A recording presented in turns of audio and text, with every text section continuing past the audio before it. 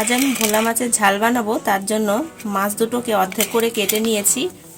আর মাছে আমি লবণ, হলুদ গুঁড়ো, লঙ্কার গুঁড়ো সমস্ত কিছু একসঙ্গে দিয়ে মাছটাকে আমি মাখিয়ে রেখে দেবো 5 মিনিট।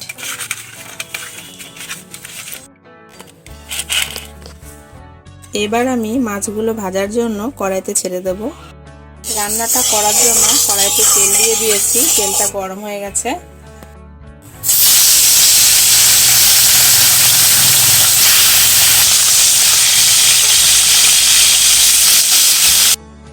আজ আমি যেভাবে মাছের ঝালটি বানাবো, ছোট থেকে বড় সবার কাছেই খেতে খুব ভালো লাগবে।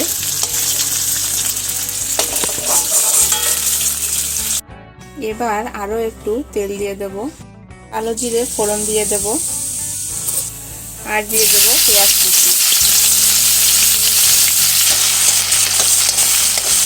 পেঁয়াজটা ভাজা হয়ে গেছে, এবার দিয়ে দেব টমেটো কুচি, বাটা, 1 চামচ জিরে গুঁড়ো।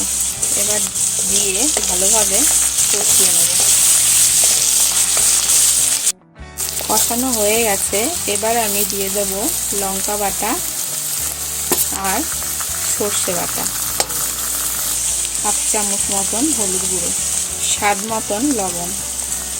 এবার একটু নাড়াচাড়া করে জল ঢেলে দেব।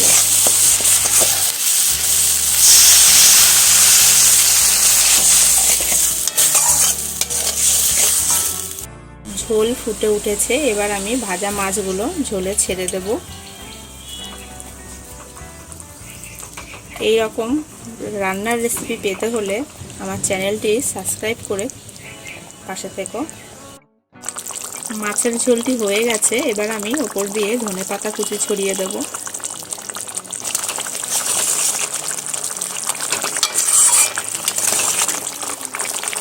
ভিডিওটি তোমাদের কেমন লাগলো কমেন্ট করে জানিও।